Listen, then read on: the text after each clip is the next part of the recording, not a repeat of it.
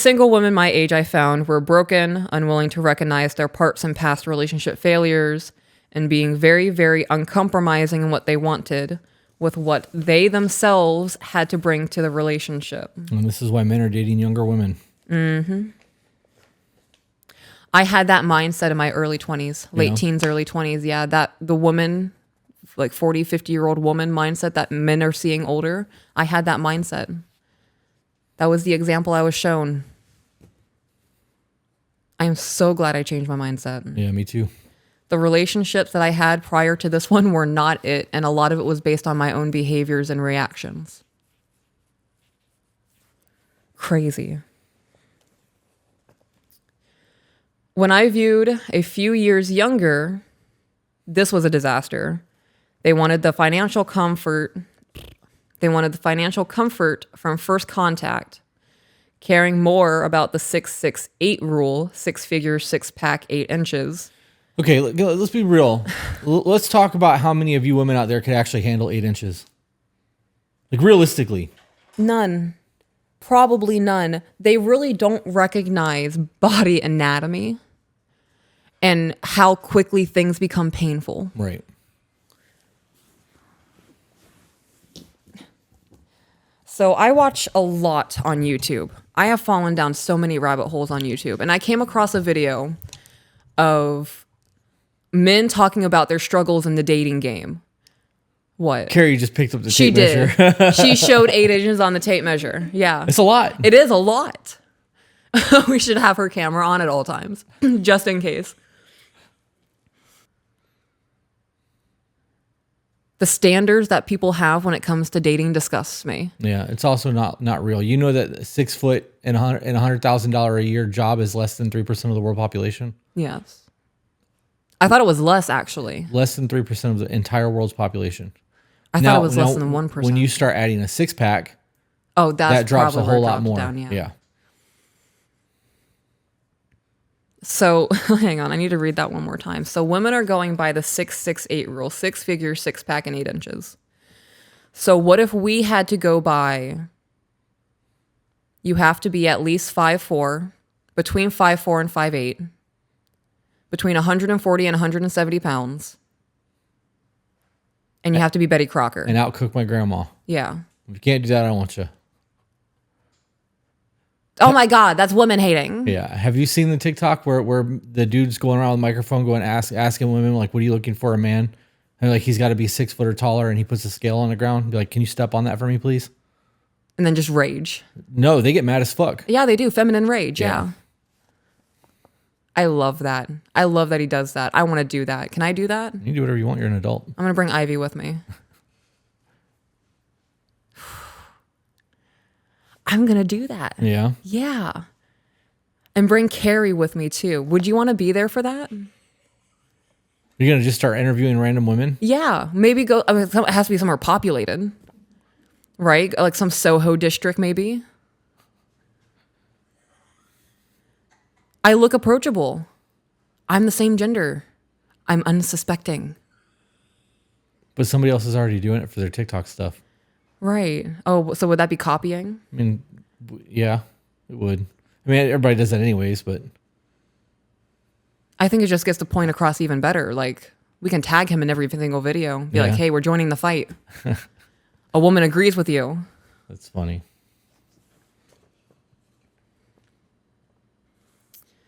Continuing on.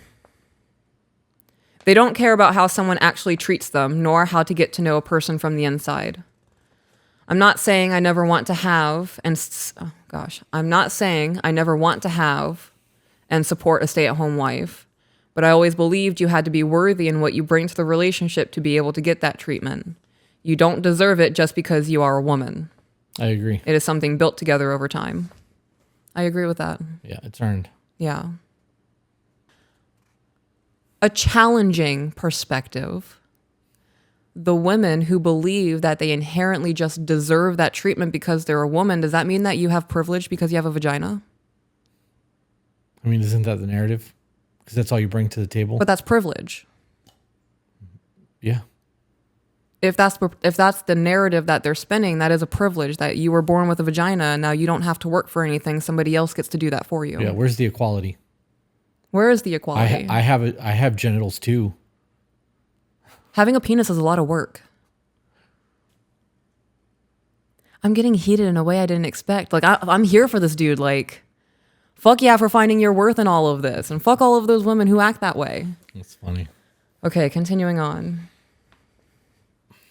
Sending out messages, I get responses like, I was ugly, I was a loser because I didn't have the requirements of an, please don't take this as offensive, but it's the truth, overweight, immature, small-minded individual.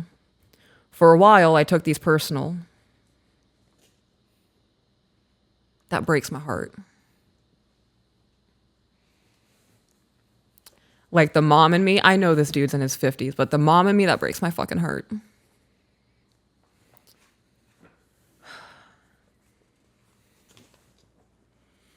The mom in me wants to whoop everybody.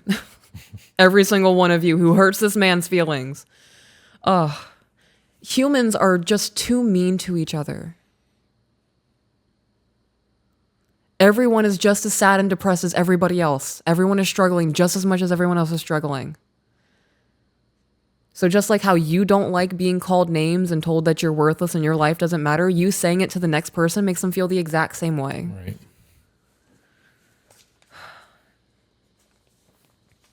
Okay. Over 4 years, I sent out well over 400 introductions, none shorter than 2 paragraphs, and got 3 positive responses in return. Those 3, 2 ghosted because I revealed I have a hearing disability, and the other went back to her abusive ex, which didn't last long.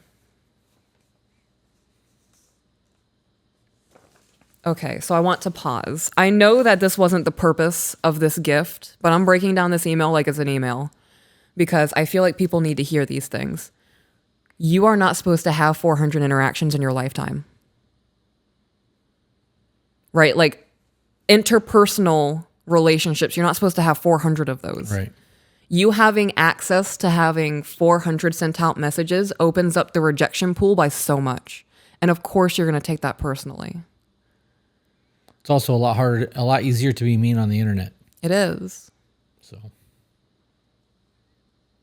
when you think about the internet, you're opening yourself up to the billions of people on the universe, right? So going from, right? So if we take those 3 odds and put it in a group of 20, those aren't bad odds. When you're looking at the billions of people, getting 3 responses is pretty dope. By joining this romantics group, I was hoping to find something inspirational to show me that actual respect, love, and relationships not being transactional were still real. That the dream and hopes I had were still alive. This group was just the opposite. Every post was hating on men or biased towards men doing the changes, and men being the only problem. And the reactions and the responses to men who asked what about women's actions were called incels, immature, weak children. That's abuse. You're not agreeing with the narrative, so now we are going to beat you into submission with insults. All right. It was just more of the same toxic banter I was trying to escape. I was at my edge. I was so depressed and felt so low. I just figured the world would be better without me. If this is how it was. My dreams have been pulverized about love, and my dream of falling in love and getting married and singing Angel Eyes and Can't Help Falling in Love with You to my bride with the crowd joining in at a reception and slow dancing with my new bride to Unchained Melody was gone.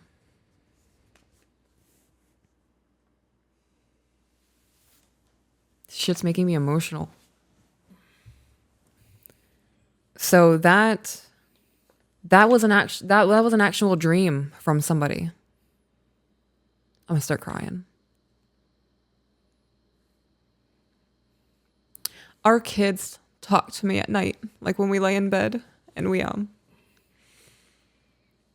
I just check in with them and we lay in bed for 45 minutes. I lay with each kid and have one-on-one time with them, and Our son talks about how he can't wait to be a good husband. And he can't wait to fall in love and get married and all of these things. He doesn't understand all of it fully yet, but he sees what we have and he wants that. Yeah. And our daughter talks about wanting to be a good wife and being a good mom, and she's excited to learn how to cook and all of these other things. And we aren't born with hate like that.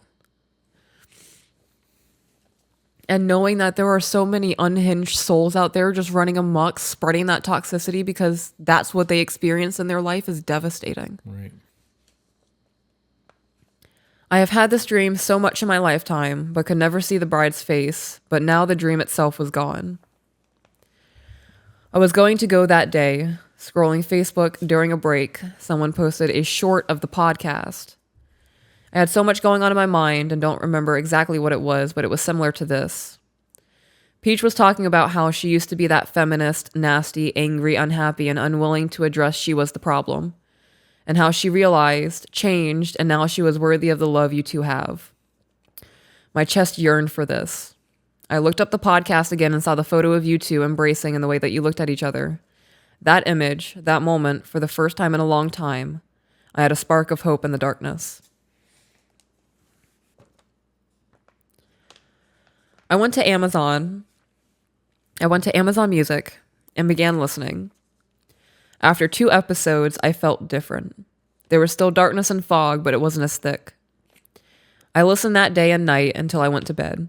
As soon as I got up the next day, I started again and didn't stop until bedtime. I repeated this for the next 3 months. Wow. Sometimes listening twice, many times like Mission Above, screaming, "Fuck you," and that's bullshit. Then remembering that I was there for a change and therapy had filled me once again. The reach of modern feminism had breached there, and I was told me having issues with what a girl... Oh gosh, hang on, I have to start that over.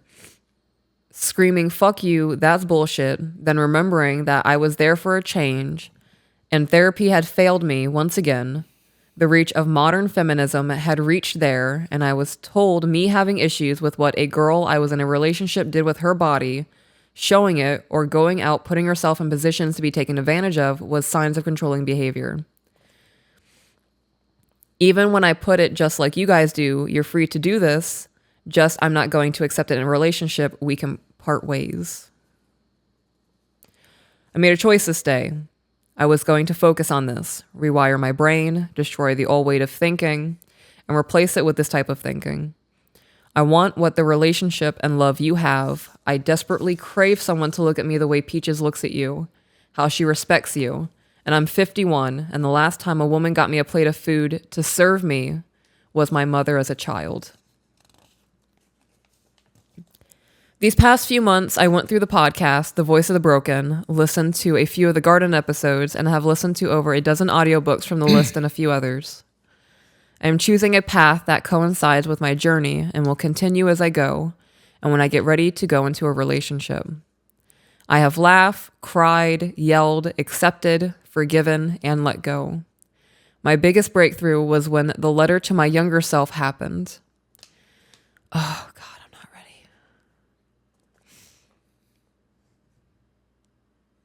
He's going to get into this letter about his younger self, and I'm going to picture our son.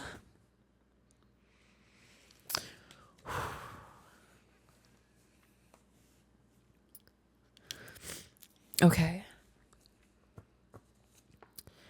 I warned myself about every piss poor decision I made, every trauma, every bad relationship, every good thing too. When I looked up from the computer, it was 4 p.m. I had started at 7 a.m. Wow. I went over the whole thing, rereading and laughing during the good parts and crying in the bad.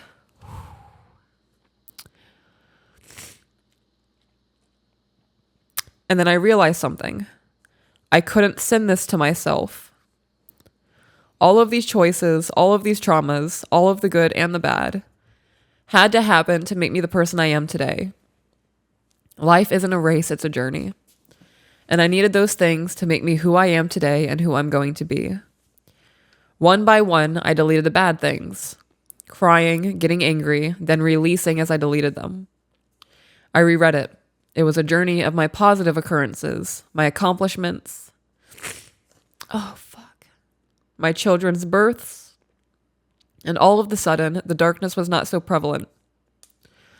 I did one more thing. I forgave myself. I, like many, am super critical of myself. I focus on the bad things and the way that I react to them and the way that I did or the way that I handled them.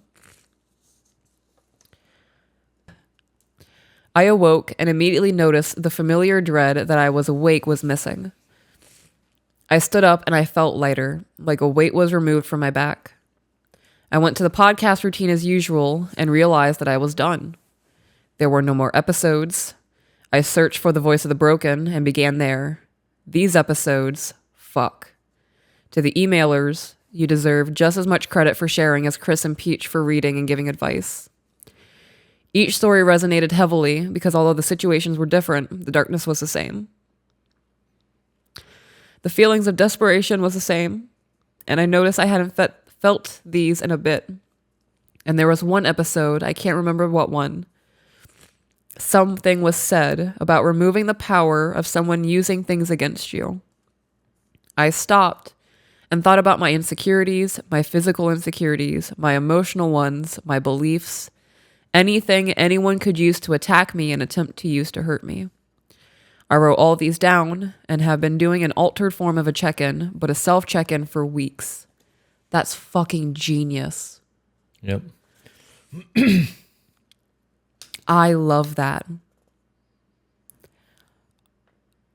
I'm going to take that and I'm going to run with that. I have so many ideas on that right now. Holy shit.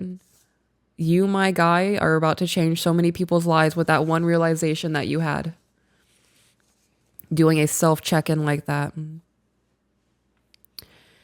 I added me taking accountability for them and accepting them. I am only 5'11", and that's fine. Do people think 5'11" is short? There's a 6 foot standard. You just missed it. I am only 5'11". Homie, you're not only 5'11", you are 5'11". Taller than me, and I'm 5'10". If women think a 5'10" woman is tall, a 5'11" man is tall. The fuck out of here with that bullshit. Don't hit me. Well, it's different because you're a woman. Oh, so I'm not of standard for a woman is what you're saying. That whole thought process is flawed, and everything you're going to throw at me to try to negate a man's height at being 5'11" is bullshit.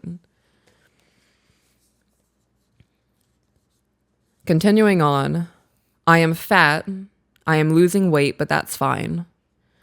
I'm not the best looking, but that's fine. I am who I am, and that's fine.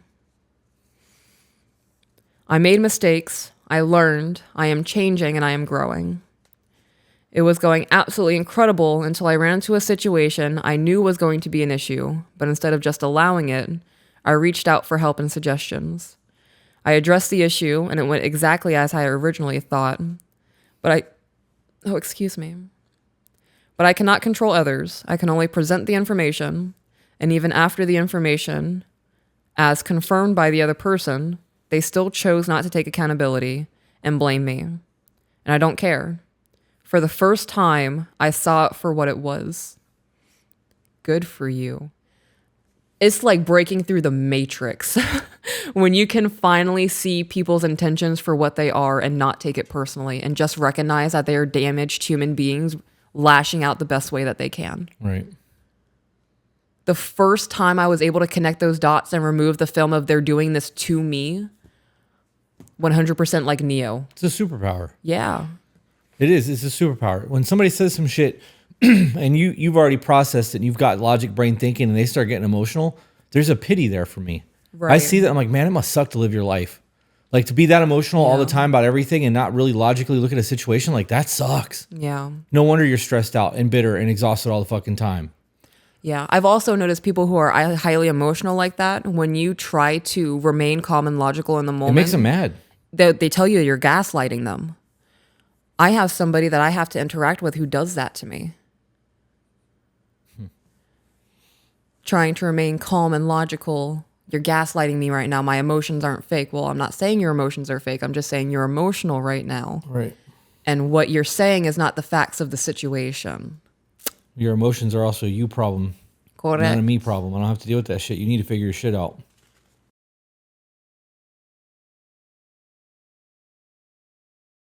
Hey guys, if you enjoyed that, found it entertaining, funny, or even learned something you didn't know before, share it. And if you're not subscribed, why aren't you?